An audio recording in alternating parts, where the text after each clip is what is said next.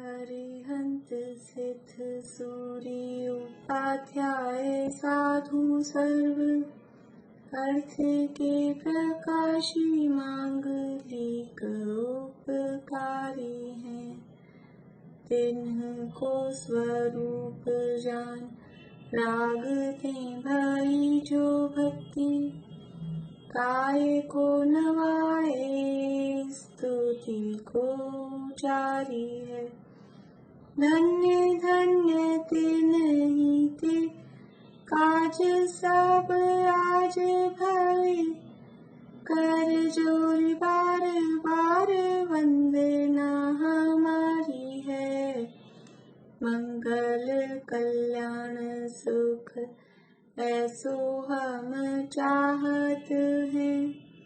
हो मेरी ऐसी दशा जैसी तुम धारी है। हो मेरी ऐसी दशा जैसी तुम धारी है। मंगलमय मंगल करण वीतराग विज्ञान नमो ताहि जाते भई अरहंतादि महान। करि मंगल करि हो महा ग्रंथ करण को काज जाते मिले समाज सब पावे निज पद राज। इस भव तरु का मूल एक जानहु मिथ्या भाव ताको करि निर्मूल अब करिए मोक्ष उपाय करिए मोक्ष उपाय।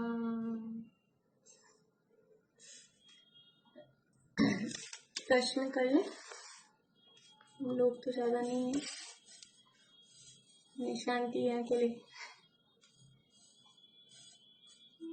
किसी का देखा आपने?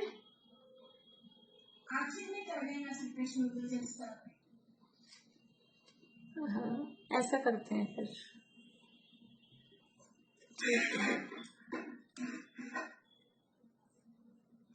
देखिए यहाँ अपना प्रकरण चल रहा था सातवें अधिकार के संबंध में निश्चयाभासी की स्वच्छंदता। और ये जो स्वच्छंदता है ना, ये स्वच्छंदता भी मान्यता संबंधी विपरीतताएं है। ऐसा नहीं प्रवृत्ति के लिए हमने उसको कहा है, लेकिन ये आचरण संबंधी भूल नहीं है। भूल तो ये निश्चयाभास, व्यवहाराभास, उभयाभास, ये तीनों ही भूलें ये मान्यता संबंधी भूलें हैं। ये मान्यता में ऐसा होता है। और जो मुख्य निश्चयाभास और व्यवहाराभास है ना, वो मान्यता भी व्यवहार के संबंध में ही है। मुख्य रूप से निश्चयाभासी है वो व्यवहार का पूरा निषेध करता है, और व्यवहाराभासी है वो व्यवहार को ही परमार्थ मतलब निश्चय मान लेता है। तो जो हाँ एकांती है, और जो उनकी गड़बड़ है ना मुख्य रूप से वो व्यवहार के संबंध में, हाँ एक ही पक्ष को कर रहे हैं और वो व्यवहार के संबंध में हो रही है। निश्चयवासी व्यवहार को पूरा का पूरा उड़ा रहा है, और व्यवहारावासी वो व्यवहार को ही अकेला उस व्यवहार को ही मान रहा है। तो वो केवल निश्चय को मान रहा है, व्यवहार को पूरा उड़ा रहा है। ये केवल व्यवहार को मान रहा है, निश्चय को पूरा उड़ा रहा है। ऐसी ये भूल, लेकिन भूले हैं मान्यता संबंधी, मान्यता की ही भूले हैं। आचरण में इस तरह की प्रवृत्ति और जगह भी देखी जा सकती है, लेकिन वो निश्चयाभास हो ऐसा जरूरी नहीं है। लेकिन ये तो ये मान्यता संबंधी, मान्यता में वो ऐसा मानता है शास्त्राभ्यास करना निरर्थक है, द्रव्यादि के गुणस्थान आदि के विचार करना है तो विकल्प है, ऐसा वो मानता है। और फिर वो मानता है तो उस तरह की प्रवृत्ति भी करता है। यहाँ अपनी बात हो गई थी, शास्त्राभ्यास करना निरर्थक बताता है, एक पॉइंट ये हुआ। और द्रव्यादि के तथा गुणस्थान आदि के विचार को विकल्प ठहराता है। ये विषय प्रकरण अपना चल रहा था और इसमें अपनी लास्ट की बात रह रही है बस थोड़ी सी। 202 नंबर पेज पे लास्ट का पैराग्राफ। फिर वह कहता है, उसके ऊपर बात चल रही थी कि वो मतलब उसने प्रश्न उठाए कि इन सब विचार से क्या मतलब है, त्रिलोक आदि के विचार से इससे क्या मतलब है। ठीक है, जहाँ राग आदि कम होते हैं वो ही जानना। तो पंडित जी साहब ने सिद्ध किया कि जिनमें भी राग आदि, ये त्रिलोक आदि के जो विचार हैं इनमें भी राग आदि कम ही होते हैं, बढ़ते नहीं हैं। तो फिर उसने प्रश्न किया कि स्वर्ग नरक को जानने से तो राग द्वेष होता है ना। तो कहा कि स्वर्ग नरक को जानने से भी कोई राग द्वेष समझदार के तो नहीं होता, ज्ञानी के तो नहीं होता, अज्ञानी को हो तो हो। फिर वह कहता है 202 नंबर पेज पे, शास्त्र में ऐसा उपदेश है कि प्रयोजनभूत थोड़ा ही जानना कार्यकारी है, इसलिए बहुत विकल्प किस लिए करें। जो अपना प्रयोजनभूत है उतना जान लो, इसलिए हम ज्यादा विकल्पों में नहीं पड़ते। अपना प्रयोजनभूत क्या है, कल बताया था, देह से भिन्न आत्मा का बोध कर लो और बाकी सब ज्ञान पेटी में बंद करके धर लो। तो प्रयोजनभूत तो ये है देह और आत्मा का भेद विज्ञान हो जाए। कल आपके क्लास के बाद उन्होंने बोला जी लाइन चल रहा था करते, तो सेम वो जो वही लाइनें उन्होंने दी हुई जो आपने बोली ना, वो लाइनें जितने किशोर जी की मैंने नहीं सुना। मैं आजकल वो शांति जी भाई साहब की होती है ना 8 बजे से, तो फिर वो सुनती हूँ इसलिए। तो युगल जी बाबूजी बोलते ही थे, वो फेमस है उनकी लाइनें। शांति जी भाई साहब भी बहुत बार बोलते हैं प्रवचनों में। तो ये जीव जुदा पुद्गल जुदा, यही तत्व को सार, वही है ना, देह से भिन्न आत्मा का ज्ञान, यही तो है बस। और क्या है, इतना ही जानना कार्यकारी है वास्तव में। तो बाकी सब जानना वो उपयोग की निर्मलता के लिए है, वो राग आदि को कम करने के लिए है। लेकिन असली प्रयोजन भूत तो क्या है, देह और आत्मा की भिन्नता, भेद विज्ञान, उतने में काम हो जाता है। लेकिन अब क्या करें, बुद्धि ज्यादा है, समय बहुत है। अब ये तो जान लिया, इसके बाद अब क्या करें, तो विकल्प तो चलेंगे। तो विकल्प होंगे तो फिर उपयोग को कहाँ लगाया जाए। इसलिए ये बाकी सारे जितने भी शास्त्र हैं और जो भी अनुयोग हैं, वो सब उन विकल्पों को कम करने के लिए, अपने राग आदि को घटाने के लिए है। प्रयोजन भूत तो सबके लिए ही इतना ही है, देह और आत्मा का भिन्न भिन्न ज्ञान करना, यही प्रयोजन भूत है। तो वो कह रहे शास्त्रों में इतना ही कहा है, बस प्रयोजन भूत जान लो, ज्यादा झंझट में क्यों पड़ना। तो कह रहे हैं जो जीव अन्य बहुत जानते हैं और प्रयोजन भूत को नहीं जानते, अथवा जिनकी बहुत जानने की शक्ति नहीं, उन्हें यह उपदेश दिया है। और सारी दुनिया भर की बातें जान रहे हैं, ये शास्त्र पढ़ लिया, वो शास्त्र पढ़ लिया, ये पूरा कर लिया, ये पढ़ डाला, वो पढ़ डाला, लिस्ट बना ली, हमने इतने सारे शास्त्र पढ़ लिए, तो और बहुत सारा ज्ञान करते हैं, लेकिन इसको नहीं जानते, असली भेद विज्ञान, कि हमको ये सब शास्त्र पढ़ने का प्रयोजन क्या है, ये सब शास्त्रों का तात्पर्य क्या है। ये तात्पर्य यह है कि देह और आत्मा के बीच में भेद विज्ञान हो जाए। समस्त शास्त्रों का सार यही है। तो जो जीव बहुत, और अन्य तो बहुत जानते हैं, मतलब दुनियादारी की बातों की बात नहीं, यह धार्मिक में कर्म की इतनी प्रकृतियां, इतनी स्थिति, इतनी अनुभव और कितनी कितनी डिटेल है, दुनिया भर की सब जाने, पूछो तो आप टिप्स पे सुना दें, लेकिन ये नहीं अंदर से भाव भाषण होता है कि जीव जुदा पुद्गल जुदा, आत्मा भिन्न और शरीर भिन्न है। तो जो जीव अन्य बहुत जानते हैं और प्रयोजन भूत को नहीं जानते, प्रयोजन भूत क्या है कि ये भेद विज्ञान, ये प्रयोजन भूत है। अथवा जिनकी बहुत जानने की शक्ति नहीं है, पहले वाले जीव कौन से थे, जिनके पास में बुद्धि तो बहुत है, बहुत कुछ जानते हैं, लेकिन असली चीज नहीं जान रहे मतलब की। और दूसरे इस टाइप के जीव हैं कि जिनके पास बुद्धि ही कम है, एक्चुअल में ही उनके पास में बुद्धि कम है। तो उन जीवों को ऐसा उपदेश दिया है जिनके पास बुद्धि कम है। जैसे वो शिवभूति मुनिराज के लिए कल कहा था कि अब उनके पास में बुद्धि एक्चुअल में ही कम थी, उनको कुछ याद ही नहीं रहता था, ऐसा नहीं था कि बुद्धि तो बहुत है और दुनिया भर की तो सारी बातें याद रहती है और यही नहीं याद होता, उनको कुछ भी याद नहीं होता था। तो फिर उनको कहा कि बस इतना सा जान लो, मारुष और मातुष, भेद विज्ञान, और उससे उन्होंने तुष्माशम, वो दोनों भिन्न भिन्न है, दाल अलग है छिलका अलग है, ऐसा उन्होंने अलग अलग उसको देखकर वो भेद विज्ञान किया और भेद विज्ञान से आत्मानुभव किया और फिर केवल ज्ञान प्रकट किया, मोक्ष चले गए। तो जिनकी वास्तव में बुद्धि कम है, जैसे बुद्धि कम है, आयु अब अल्प रह गई है, एज बहुत ज्यादा हो गई है, अब उनको कहें ये पढ़ो, 3 लोग की रचना, सुमेरु पर्वत को नापो और ये सब करो, तो प्रयोजनभूत जान लो, प्रयोजनभूत जान लो। अभी यही इतना ही आप समझ लो, जितना टाइम है उतने टाइम में क्या करें। अभी अपनी रेगुलर क्लास चलती है तो अपन डिटेल में पढ़ते हैं, और जो शॉर्ट चलते हैं, मान लो शिविर लगा 5 दिन का 7 दिन का, तो उनमें क्या है कि उनमें जल्दी से शॉर्ट से जो प्रयोजनभूत है वो पढ़ा देते हैं, फिर इतनी डिटेल में थोड़ा चलती है। ये द्रव्य संग्रह की क्लास, तत्वार्थ की क्लास प्रवीण जी की भी चलती, कोर्स में है बच्चों के, तो उनकी कब की पूरी हो गई।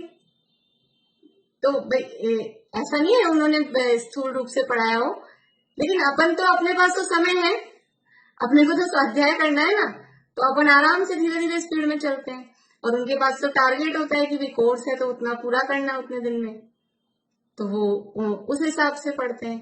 तो जैसा जिसका जो हो, जिनका जो प्रयोजन हो, और जितनी जिसके पास समय है, शक्ति है, बुद्धि है, उस हिसाब से बात की जाती है।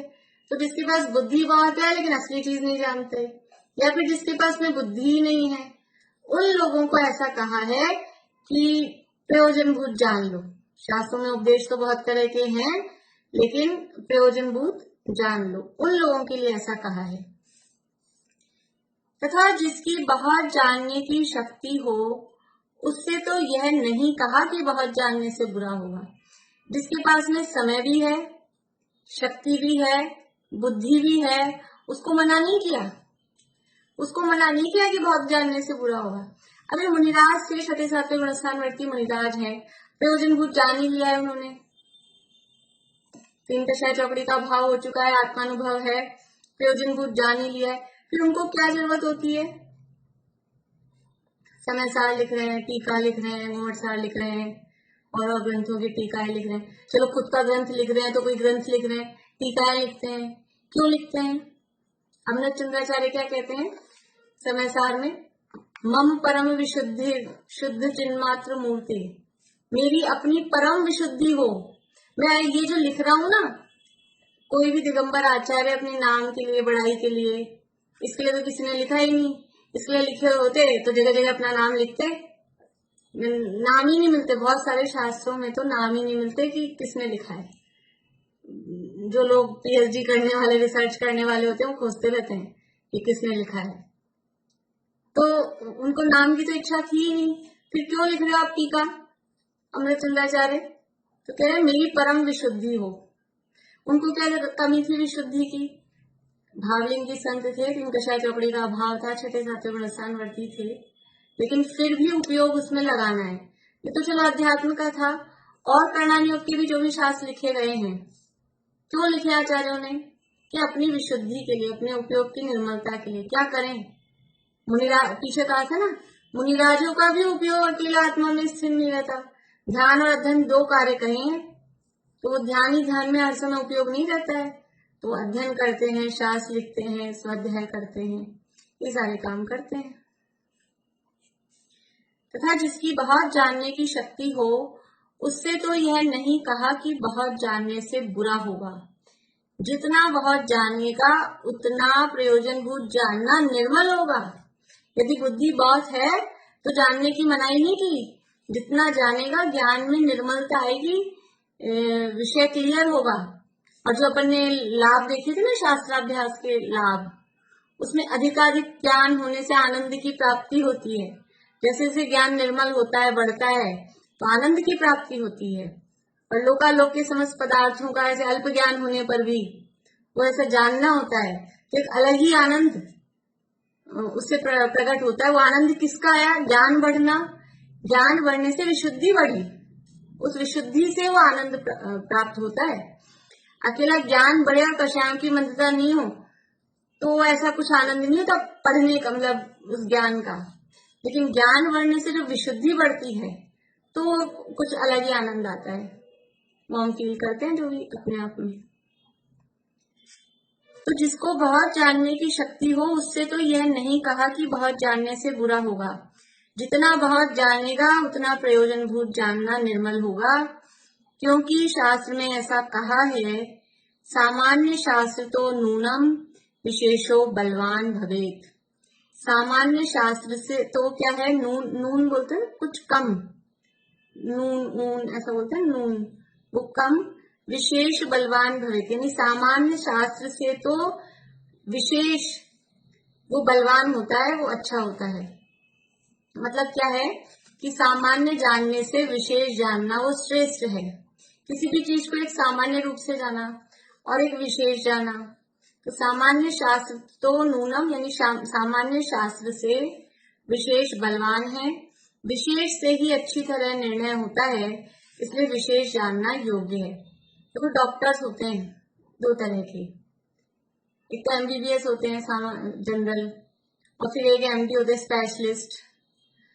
तो जब सब कुछ जान लिया अपनी पूरी बॉडी के बारे में, सामान्य जनरल है, सब कुछ जान लिया, फिर स्पेशलाइजेशन क्यों करते हैं, क्यों करते हैं स्पेशलाइजेशन? और कौन किस डॉक्टर की ज्यादा वैल्यू है, मतलब कौन ज्यादा अच्छा माना जा रहा है, एक सिंपल जो एमबीबीएस है या जो किसी चीज का स्पेशलिस्ट है? हमारे दिमाग में हम ज्यादा कुछ नहीं समझते, लेकिन हम किसको अच्छा समझते हैं? स्पेशलिस्ट है वो अच्छा माना जाता है ना, भी तो जनरल है, पूरी बॉडी की बात जानता है, ठीक है। लेकिन एक विशेषज्ञ है तो सामान्य शास्त्र तो नूनम यानी सामान्य से जो विशेष है, स्पेशलाइजेशन जिसने किया है किसी भी चीज में, वो बलवान होता है, वो बढ़िया होता है। आई स्पेशलिस्ट है कि ईएनटी का है कि हार्ट का है, जो आपने पूरी बॉडी के बारे में जान लिया तो अलग से क्यों करना आपको, कि नहीं? अगर आंख का ऑपरेशन करना है और आपको वो डॉक्टर बनना है तो फिर वो उसके लिए विशेष जानना पड़ेगा। ऐसे हम किसी के भी पास चले जाएं कि हमें आंख का ऑपरेशन कराना है, ये भी तो डॉक्टर है, सब डॉक्टर एक बराबर होते हैं और सबने पूरी बॉडी का स्टडी की होती है?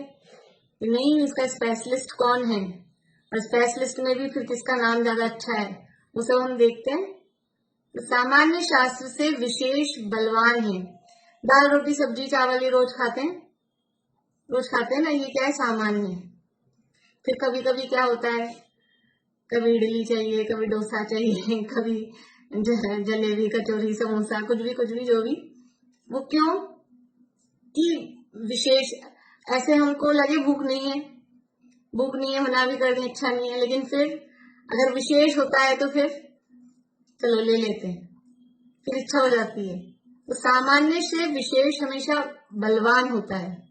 कोई भी किसी भी चीज में हम देखें तो सामान्य जानकारी से विशेष जानकारी, समझ लीजिए ऐसे तत्वार्थ सूत्र पढ़ते हैं, सूत्र पढ़े, अर्थ समझा, वो एक सामान्य जानकारी। और हम डिटेल में पढ़ते हैं तो फिर उसका विशेष ज्ञान वो कुछ अलग होता है कि नहीं होता है? सामान्य ज्ञान से विशेष जानना वो हमेशा बलवान होता है, यानी अच्छा होता है। विशेष जानने से और विशेष बातें समझ में आती हैं।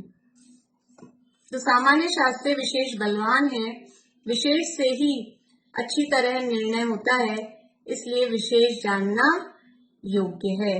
इसलिए कह रहे हैं कि ये जो गुणस्थान, ये जो टॉपिक पॉइंट क्या था इसका, कि गुणस्थान द्रव्यादि के गुणस्थान नागना त्रिलोकादि के विचार को विकल्प ठहरावा था। तो ये विकल्प नहीं है, ये विशेष जान रहे हैं, जीव के संबंध में ही विशेष जान रहे हैं। और जब विशेष जानते हैं तो वो जो सामान्य जाना था वो और भी पक्का भी हो जाता है। वो जो पहले सामान्य जाना था ना, वो उसमें दृढ़ता आती है ये विशेष जानने से। जैसे समझ लीजिए अपन ने जब गुणस्थान का प्रकरण पढ़ा था, तो अभी गुणस्थान वाले पढ़ रहे हैं ना, तो उसमें सब में एक पॉइंट आना है, इस गुणस्थान में इतनी प्रकृतियों की बंध विच्छेदी हो जाती है, इस गुणस्थान में इतनी प्रकृतियों की बंध विच्छेदी हो जाती है। तो मेरे हिसाब से उस समय तो रटा होगा या बस जो भी है।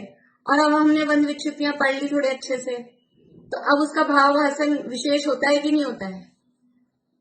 समझ में आ जाता है ना शब्द लाइन पढ़ते ही कि बंध विच्छित्ति का मतलब क्या है। उस समय पढ़ा भी होगा, समझा भी होगा, लेकिन मुझे नहीं लगता कि जितना अभी समझ में आ रहा होगा उस समय आया होगा। इसलिए सामान्य जानने से विशेष जानना बहुत अच्छा होता है। बोलिए आगे। आज वो रजनीश ने बोला था ना, 12वें हिंदुस्तान में 5 ज्ञानावली की 4 इसकी दर्शनावली की, इन प्रकृतियों का बंध होना, बंध का अभाव हो जाता है। तो एक बार सोचते 10वें में बंध पहले इतना सोचते ही नहीं। तो वो मतलब अपने आप निर्मलता आती है, विशेष समझ में आ जाता है बोलते ही, पढ़ते ही। कहीं भी कोई भी बोल रहा है कुछ भी बात, तो वो समझ में आती है। अभी तत्वार सूत्री की क्लास में है, तो वो लोग जो सुन रहे हैं, मान लो कोई भी बात है, उसमें जो पुराने भी लोग आते हैं, तो मैं अगर कुछ बोलती हूँ तो वो उनको तो जल्दी समझ में आ जाती है। मतलब विशेष पढ़े हुए रहते हैं ना, विशेष उनको अध्ययन है। और जो नए लोग हैं, पहली बार सुन रहे हैं, उनको जरा धीरे धीरे समझ में आता है। इसलिए सामान्य शास्त्र विशेष हमेशा बलवान होता है, इसलिए विशेष जानना योग्य है। विशेष जानना बेकार है ऐसा नहीं है। वो शास्त्र में जो कहा प्रयोजनभूत, वो किस अपेक्षा से कहा है? शास्त्र में कोई भी कथन बिना अपेक्षा के नहीं किया गया। एक भी वाक्य लिखा गया है तो किसी प्रयोजन से लिखा है। यदि ये कहा है कि प्रयोजनभूत को जानो, तो जो और सारी दुनिया भर की बातें जानने में लगा है, लेकिन यही नहीं जान रहा है, देह से भिन्न आत्मा को ही नहीं जान रहा है, तो उसको कह रहे हैं कि ये जानो। या फिर जिसके पास बुद्धि कम है, 80 साल के हो गए हैं, 82-85 साल के हो गए हैं, अब पढ़ना चालू कर रहे हैं, फिर क्या संस्कृत से चालू करें? संस्कृत पढ़ें पहले, क्योंकि शास्त्र तो सारे संस्कृत में लिखे हैं। तो कह रहे हैं ये सब छोड़ो, संस्कृत का कर, अभी तो ये पढ़ो। और आप 15, 16, 20 साल के हो, 25 साल के हो, 30 साल के हो, तो आप संस्कृत भी पढ़ो, प्राकृत भी पढ़ो, और भी पढ़ो। अभी सामान्य रूप से तो अभी जिंदगी है, अब वो तो किसी का भी यूं तो आयु का किसी का भी भरोसा नहीं है, लेकिन फिर भी सामान्य रूप से ऐसा भाई अभी जवान है तो अभी पढ़ो। लेकिन अब ऐसी स्थिति आ गई है और अभी पढ़ना चालू कर रहे हैं, तो फिर जो प्रयोजनभूत है जल्दी से वो पढ़ लो बस। कभी रात पढ़ रही हो, देर से घर आए और अब रात पढ़ने वाली है, भोजन बनाना है, तो क्या करें? या भोजन करना है, रात पढ़ने वाली, तो क्या करें? जल्दी जल्दी पहले जो जरूरी है, दाल चावल धोए और डाले कुकर में, पहले ये चढ़ा दो बस। पहले सबसे पहले काम क्या करना कि सबसे अब कोई कहे पहले ये वो, पहले तो ये काम करना चाहिए, वो काम करना चाहिए, कि वो सब करना चाहिए जब समय हो। अभी समय नहीं है, या कभी अपनी तबीयत खराब है, शक्ति नहीं है, तो फिर क्या करें कि नॉर्मल अवस्थाओं में तो जो तरीका है काम करने का वो उसी तरीके से करो, लेकिन अभी समय नहीं है, शक्ति नहीं है, तो जो जरूरी है वो कर लो, बाकी काम देखे जाएंगे। कि नहीं ये बर्तन पड़े सिंक में, पहले इनको तो मार लें, कि रात हो रही है, इनको छोड़ो, पहले वो काम करो। अभी तुम्हारी शक्ति नहीं है, तबीयत खराब है, फिर उनको छोड़ो, पहले ये काम करो। तो ऐसा प्रयोजन और अपेक्षा जहां जैसी लगे उस हिसाब से काम करना चाहिए। अब पहले प्रश्न देख लें क्या अपन? ये टॉपिक अपना पूरा हो गया है, अब सब लोग आ भी गए हैं, तो प्रश्नों के उत्तर देख लेते हैं।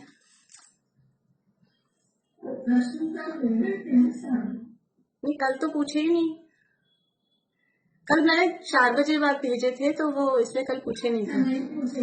हाँ, कल पूछे नहीं थे। देखिए क्वेश्चन नंबर है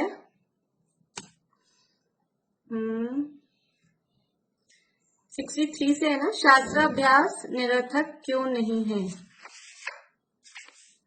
बोलिए मीना चाची। यदि शास्त्राभ्यास निरर्थक हो तो मुनियों के भी तो ध्यान और अध्ययन 2 ही कार्य मुख्य हैं। ध्यान में उपयोग न लगे तब अध्ययन ही में उपयोग को लगाते हैं, बीच में अन्य स्थान उपयोग लगाने योग्य नहीं है। तथा शास्त्राभ्यास द्वारा तत्वों को विशेष जानने से सम्यक दर्शन ज्ञान जो है वो निर्मल होता है, तथा वह जब तक उपयोग रहे तब तक कषाय मंद है और आगामी विस्तार भावों की वृद्धि हो, ऐसे कार्य को निरर्थक कैसे माने? इसलिए शास्त्र अभ्यास जो है वो निरर्थक नहीं है। हाँ बढ़िया। मैं रिपीट नहीं कर रही हूँ। 200 नंबर पेज। हम लास्ट में फिर समीक्षा का स्वागत भी करेंगे। हमें क्लास में नई आई है, लास्ट में करेंगे। ये हो गया। मैं रिपीट नहीं कर रही हूँ, क्लियर था।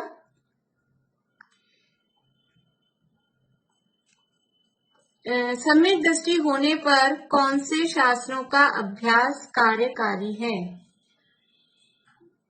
बोलिए प्रीति। सम्यक दृष्टि होने पर सभी शास्त्रों का अध्ययन कार्यकारी है, क्योंकि उनको आत्म स्वरूप का निर्णय तो हो चुका। इसे स्पष्ट रखने के लिए अध्यात्म शास्त्रों का तो अभ्यास चाहिए तथा ज्ञान की निर्मलता के लिए और उपयोग को मन कषाय रूप रखने के लिए अन्य शास्त्रों का अभ्यास भी मुख्य है। जैसे आत्मरुचि के धारक लिखनकर आदि के पुराणों को जानने के लिए प्रज्ञान योग, आत्मा के विशेष जानने के लिए गुणस्थान आदि को जानने के लिए वर्णन योग, आत्म आचरण में जो व्रतादि साधन है उन्हें जानने के लिए चरण योग और आदि का अभ्यास जरूरी है। और उनका अच्छा ज्ञान होने के लिए शब्द, न्याय शास्त्र आदि को भी जानना चाहिए। इसलिए सम्यक दृष्टि होने पर सभी का थोड़ा या बहुत अभ्यास करना है। बढ़िया, बहुत अच्छा। पूरा उसको समराइज कर लिया दोनों तरफ से, बहुत अच्छा। जिसे आत्म स्वरूप का निर्णय हो चुका, उसे अन्य शास्त्रों के अभ्यास का क्या प्रयोजन है?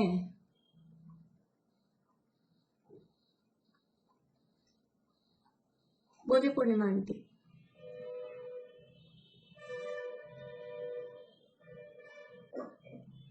सम्यक दृष्टि होने पर आत्मस्वरूप का निर्णय हो चुका है, पर ज्ञान की निर्मलता के लिए उपयोग को मंद कषाय रूप रखने के लिए अन्य शास्त्रों का निर्णय जरूरी है। बढ़िया।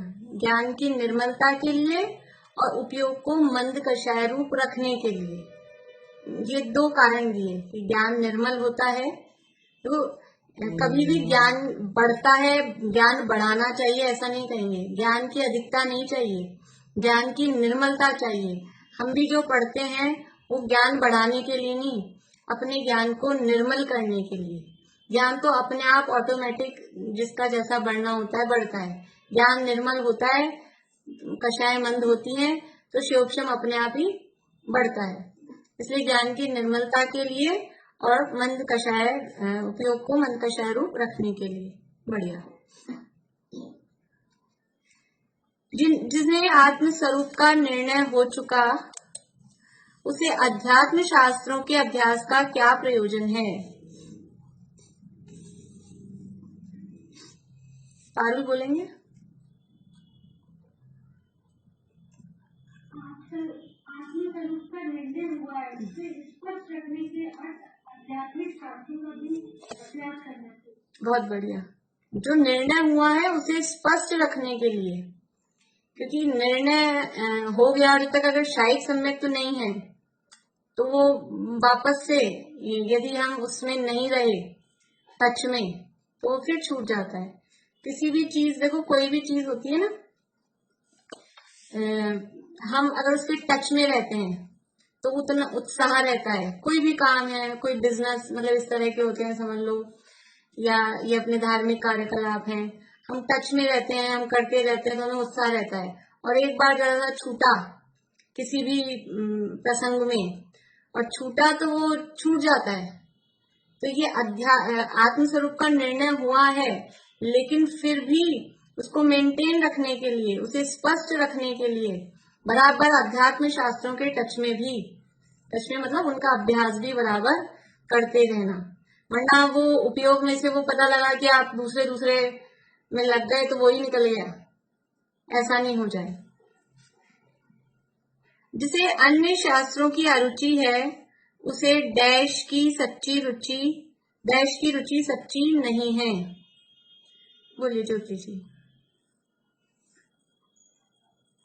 जिसको अन्य शास्त्रों की अरुचि है, उसे अध्यात्म की रुचि सच्ची नहीं है। हाँ, उसे अध्यात्म की रुचि सच्ची नहीं है। चारों ही अनुयोग कार्यकारी हैं, सिद्ध कीजिए। शांति। हम यहाँ देखते हैं कि चारों ही अनुयोगों का अध्ययन बहुत ही कार्यकारी है। जैसे आत्मरुचि के धारक तीर्थंकरादि पुराणों को भी हम जाने, कला का पुरुषों को भी हम जाने, ये हुआ प्रथमानुयोग। और यदि हमें कर्णानुयोग के बारे में कह सकते हैं, गुण स्थानादि, मार्गना स्थानादि और तीन लोक की रचना आदि को जानने से हमारा ज्ञान और निर्मल होता है। और चरणानुयोग के शास्त्रों को पढ़ने से आत्म आचरण में व्रतादि के साधन है उनको भी हितरूप मानते हैं तथा अहिंसा आदि का पालन और अच्छी तरह से होता है। और आत्म स्वरूप को पहचानने के लिए द्रव्यानुयोग का अध्ययन भी अत्यंत ही जरूरी है।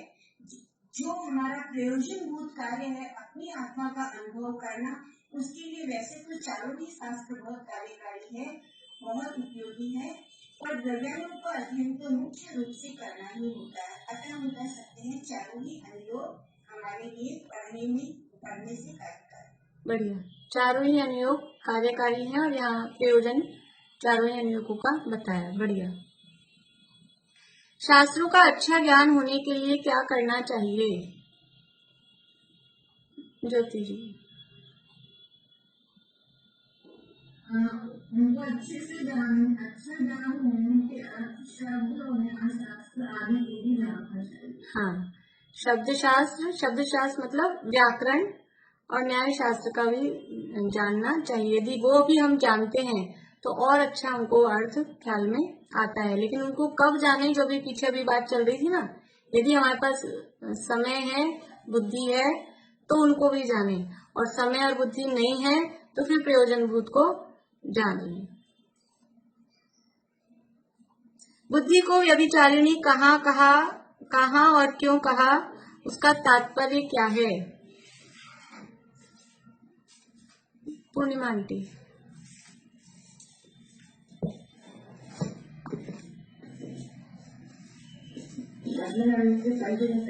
बुद्धि को व्यभिचारिणी कहा है, क्योंकि जिसकी बुद्धि आत्म स्वरूप से निकल कर बाहर शास्त्रों में विचरती है, वह बुद्धि व्यभिचारिणी है। आत्म स्वरूप में बुद्धि का रहना ही कार्यकारी है। हाँ, भाई बुद्धि तो आत्मा की है, तो वो आत्मा में रहे तब तो सही है, और आत्मा को छोड़कर बाहर जा रही है, इस अपेक्षा से उसको व्यभिचारिणी कहा है। और ये उदाहरण भी इसमें ले सकते हैं। ठीक है, बढ़िया। नहीं बस ठीक है।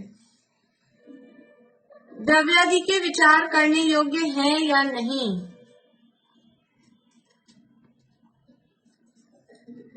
इतने दिए थे क्या? ठीक है, वो मैंने एक क्वेश्चन और आगे लिख लिया था, वो प्रश्न ठीक है। चलिए, हाँ चलिए, अभी यहीं पूरा करें अपन, ये कल से शुरू करेंगे, अभी यहीं पूरा करते हैं। पढ़े पैराग्राफ, चलो पढ़ते हैं, पढ़ लेते हैं पैराग्राफ, पढ़ लेते हैं, 10 मिनट है अभी। 203 नंबर पेज है। तीसरा पॉइंट, निश्चयाभासी की स्वच्छंदता के बिंदु चल रहे हैं, और पहला पॉइंट क्या था, कौन बताएंगे? पहला पॉइंट क्या है मीना चाची? निश्चयाभासी की स्वच्छंदता का पहला पॉइंट।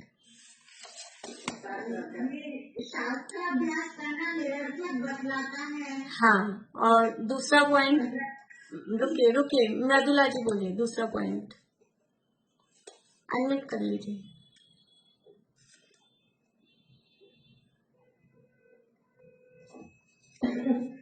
द्रव्यादि तथा गुणस्थान मार्गना के त्रिलोकादि के विचार को विकल्प बताता है। द्रव्यादि के गुणस्थान मार्गना त्रिलोकादि के विचार को विकल्प बताता है। और तीसरा पॉइंट क्या है? तीसरा पॉइंट आभा आंटी।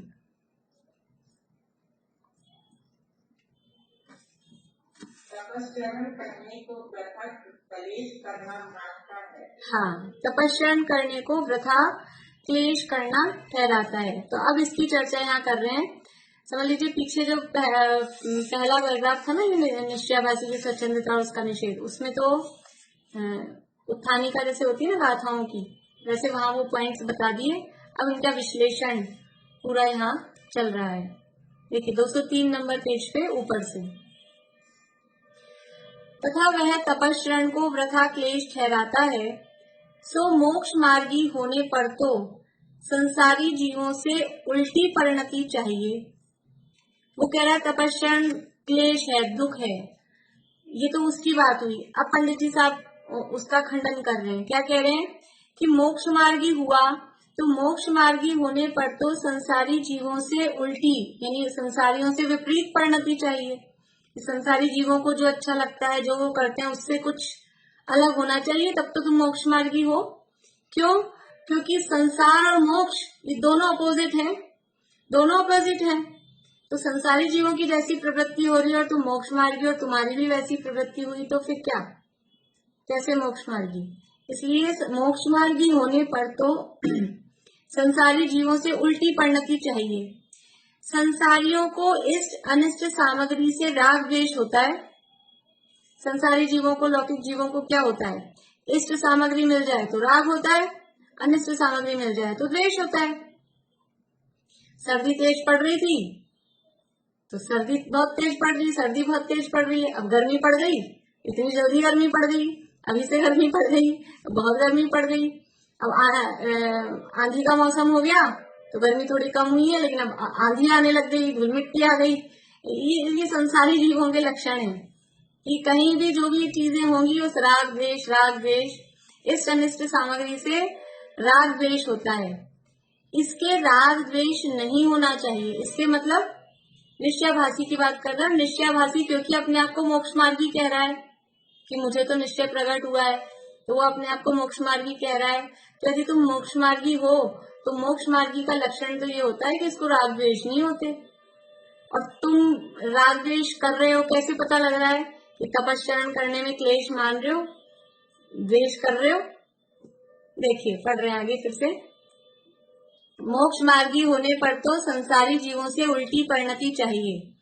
संसारियों को इष्ट अनिष्ट सामग्री से राग द्वेष होता है, इसके राग द्वेष नहीं होना चाहिए। वह राग छोड़ने के अर्थ इष्ट सामग्री भोजनादि का त्यागी होता है और द्वेष छोड़ने के अर्थ अनिष्ट सामग्री अंशनादि को अंगीकार करता है। स्वाधीन रूप से ऐसा साधन हो तो पराधीन इष्ट अनिष्ट सामग्री मिलने पर भी राग द्वेष न हो, सो होना तो ऐसा ही चाहिए। क्या बात कही कि अगर मोक्ष मार्गी है तो राग द्वेष नहीं होना चाहिए। चाहे इष्ट सामग्री मिले तो राग नहीं, अनिष्ट सामग्री मिले तो द्वेष नहीं। और वो अपने इस राग द्वेष को छोड़ने के लिए मोक्ष मार्गी जी वो चला के ऐसी चीजों को अंगीकार करते हैं, ग्रहण करते हैं। क्या करते हैं कि राग छोड़ने के अर्थ इष्ट सामग्री भोजन आदि का त्यागी होता है। भोजन आदि से राग है। और कभी कभी तो जैसे ऐसा होता है ना, कभी कोई पूजन की विधान किया, कुछ तो कोई नियम लेने को कहते हैं, तो नियम लेने को कहते हैं तो पहले तो वो क्रम रहता ही है कि जो अभक्ष्य है उनका त्याग करें। फिर कोई कहे कि हमारे तो सबके त्याग हैं, तो फिर क्या कहते हैं कि आपको जो चीज ज्यादा पसंद है वो छोड़ दो। क्यों? क्योंकि उससे राग है। तो यहाँ तो राग द्वेष छोड़ने वाली बात है, तो अपना राग कम हो, इसलिए राग छोड़ने के अर्थ इष्ट सामग्री भोजन आदि का त्यागी होता है। भोजन हमें इष्ट है तो ऐसी इष्ट सामग्री भोजन आदि का त्यागी मतलब अनशन आदि करता है। एकासन, उपवास, ये जो तपश्चरण की बात चल रही है ना, तो तप किसे कहते हैं पहले तो, और तप कितने होते हैं, किसे कहते हैं तप? बोलिए पारुल, बोलिए तप किसे कहते हैं? नहीं, अच्छा तप कितने होते हैं?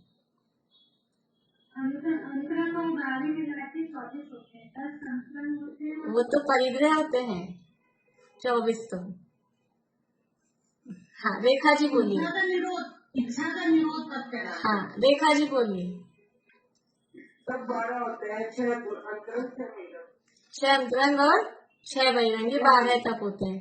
और इच्छा का निरोध, उसका नाम तप है।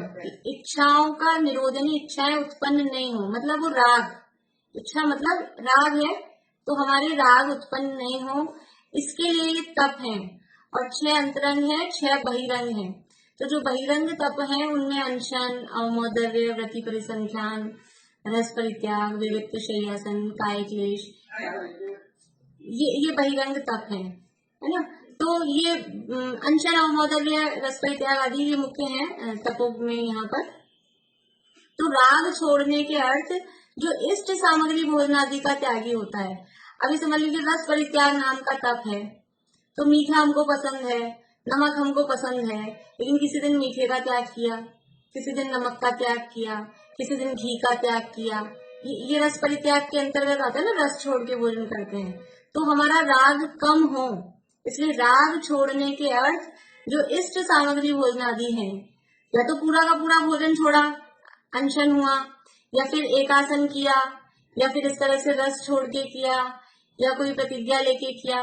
बहुत बहुत तरह की वैरायटी है, तपों के अलग अलग टाइप्स हैं।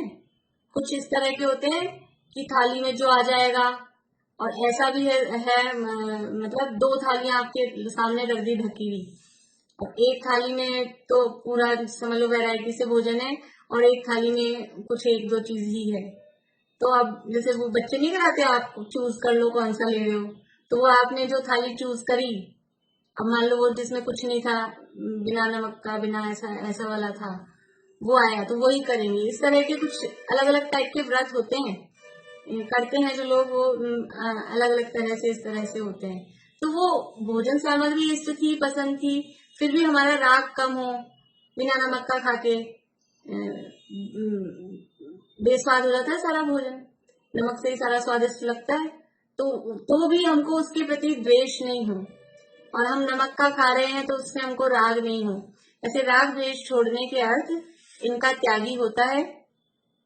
और द्वेष छोड़ने के अर्थ अनिष्ट सामग्री, अनशन आदि को अंगीकार करता है। अनशन वगैरह ये ऐसे तो किसको पसंद आते हैं, कौन भूखा रहना चाहता है, कौन फीका फीका खाना चाहता है, लेकिन हमको उससे द्वेष उत्पन्न नहीं हो, तो चलाकर ऐसी परिस्थिति उत्पन्न करते हैं। देखिए ये जो सब है ना, ये गृहस्थ अवस्था में भी जो भी व्रत है, तप है, ये सब क्यों है कि अभ्यास के लिए। किसका अभ्यास करना है? एक अपने श्रावक के जो 12 व्रत आते हैं, उसमें होते हैं 4 शिक्षा व्रत। शिक्षा व्रत को शिक्षा व्रत क्यों कहते हैं? कि मुनि बनने की शिक्षा देते हैं, मुनि बनने की शिक्षा देते हैं। याद है किसी को कौन कौन से हैं 4 शिक्षा व्रत?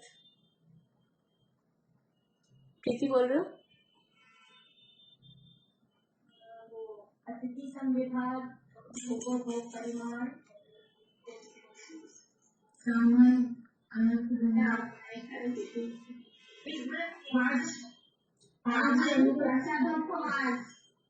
हाँ,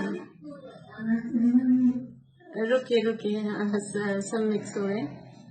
दिग्व्रत, देशव्रत वो तो गुण व्रत है, वो नहीं है। शिक्षा व्रत में सामायिक प्रोषदोपवास, अतिथि संविभाग और भोगोपभोग परिमाण। तो प्रोषदोपवास है, यानी एक उपवास करना, फिर आगे पीछे के दिन एकासन करना। तो ये सब क्या है? मुनि बनने की शिक्षा देते हैं।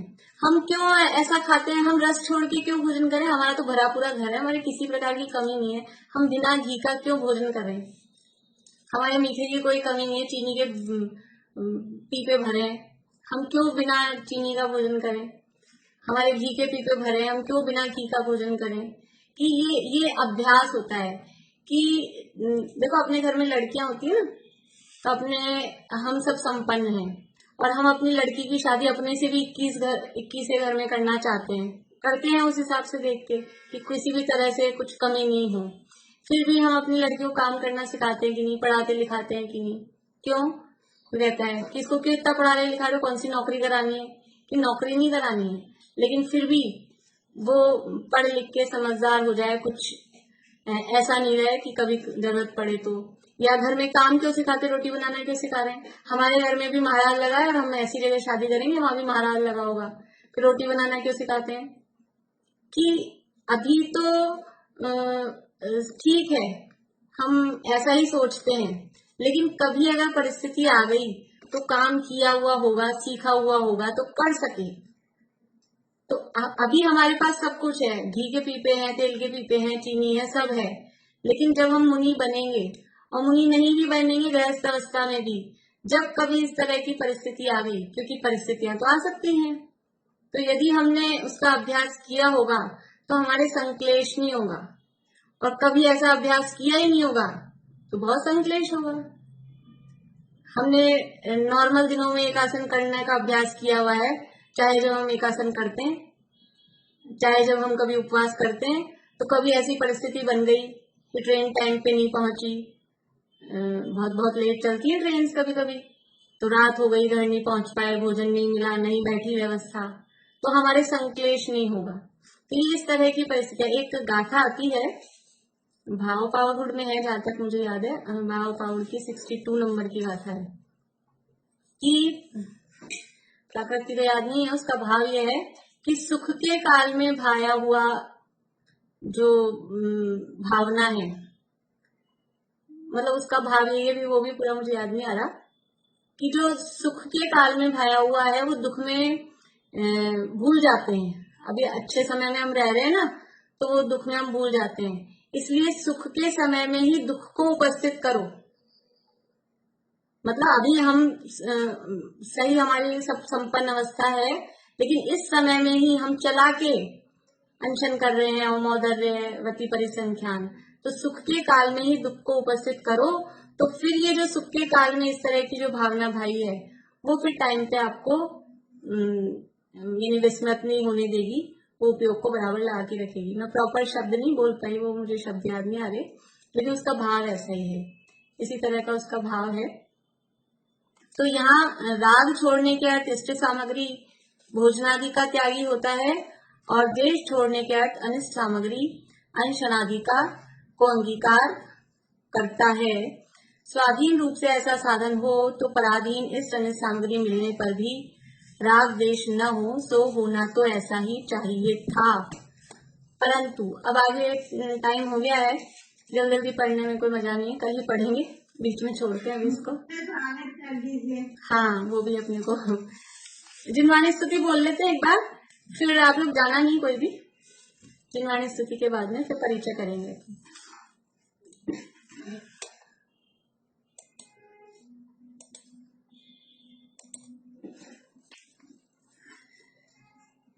हे धर्म जिन सद धर्ममय सत धर्म के आधार हो, भव भूमि का परित्याग कर जिन भव जलधि के पार हो, आराधना आराध कर आराधना के सार हो, धर्मात्मा परमात्मा तुम धर्म के अवतार हो।